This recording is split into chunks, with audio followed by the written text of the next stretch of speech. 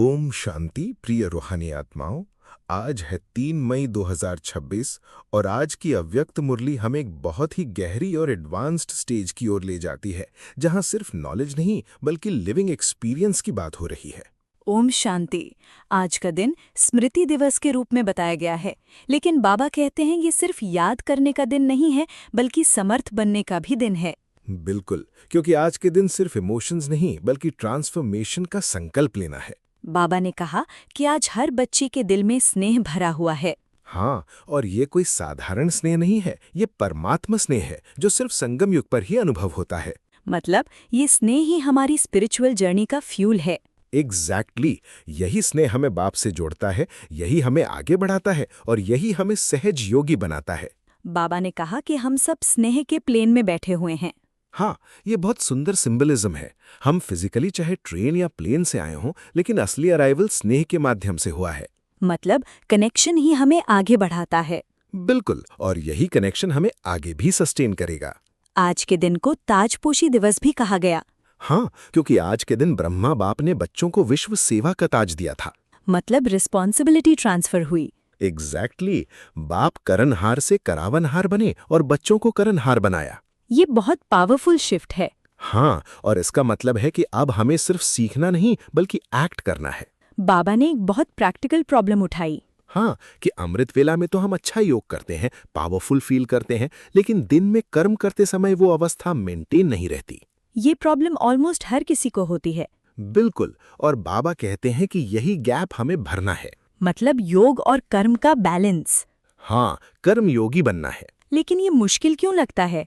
क्योंकि हम कर्म करते समय अपनी असली पहचान भूल जाते हैं। मतलब अवेयरनेस टूट जाती है। एग्जैक्टली, और यही मूल कारण है। तो सल्यूशन क्या है? बाबा कहते हैं करावन हार की स्मृति में रहो। मतलब मैं आत्मा हूँ, मैं मालिक हूँ और ये कर्मेंद्रियां मेरे उपकरण हैं। मतलब मैं डूअर नहीं हूँ, मैं कंट्रोलर हूँ। एग्जैक्टली यही शिफ्ट बहुत पावरफुल है। अगर ये अवेयरनेस बनी रहे तो हर कर्म ऑटोमेटिकली एलिवेटेड हो जाएगा। बाबा ने ब्रह्मा बाप का एग्जाम्पल दिया। हाँ, उन्होंने हर दिन अपनी कर्मेंद्रियों की राज दरबार लगाई। मतलब सेल्फ रिव्यू। बिल्कुल, हर दिन चेक करना कि आज मन, बुद्धि, संस्कार कैसे रहे। ये बहुत प्रैक्टिकल टूल है। हाँ, और अगर हम रोज ये करें तो हमारी अवेयरनेस बहुत तेज हो जाएगी। बाबा ने कहा कि बिना सीट पर बैठे कोई ऑर्डर नहीं मानता। हाँ, इसका मतलब है कि जब तक हम अपने स्वमान की सीट पर नहीं बैठते तब तक हमारी कर्मेंद्रियां कंट्रोल में नहीं आती। मतलब सेल्फ रिस्पेक्ट ही कंट्रोल देता है।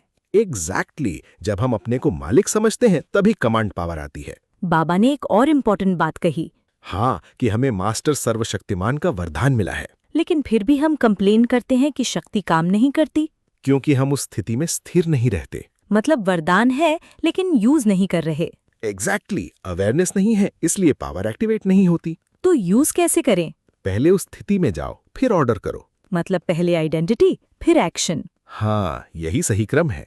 बाबा ने कभी शब्द को हटाने को कहा। हाँ, क्योंकि कभी कभी का मतलब है इंस्टेबिलिटी। और हमें क्या बनना है? अभी अभी हाजिर। मतलब इंस्टेंट रेडीनेस। एग्जैक्टली जैसे हम बाप को याद करते हैं और वो हाजिर हो जाते हैं, वैसे ही हमें भी रेडी रहना है। हाँ, हर समय। बाबा ने कहा कि अचानक कुछ भी हो सकता है। हाँ, इसलिए हमें एवर रेडी रहना है। मतलब फ्यूचर के भरोसे नहीं रहना। बिल्कुल, कल करेंगे ये सबसे बड़ा धोखा है। तो माइंडसेट क्या होना चाहिए? अभी करना है, अभी बनना है। बाबा ने मन का टाइम टेबल बनाने को कहा। हाँ, जैसे हम दिन का स्केड्यूल बनाते हैं वैसे ही मन का भी बनाना है। मतलब हर काम के साथ एक स्वमान फिक्स करना है। एग्जैक्टली जैसे खाना बनाते समय कौन सा स्वमान, काम करते समय कौन सा स्वमान। ये बहुत पावरफुल प्रैक्टिस है।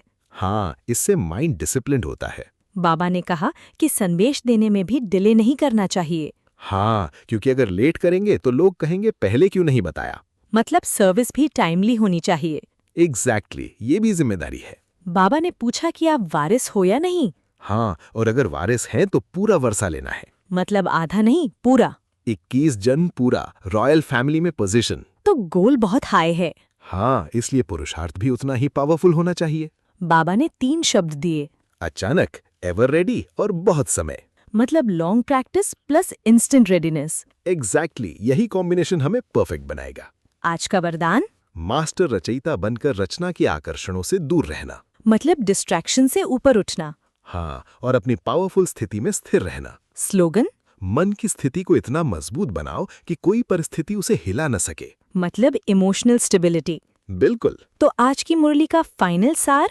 स्नेह को शक्ति में बदलो, स्मृति को स्थिरता में बदलो और हर कर्म में करावनहार बनकर कर्मयोगी बनो। और सबसे इम्पोर्टेंट, हमेशा एवर रेडी रहो क्योंकि समय निश्चित नहीं है। ओम शांति।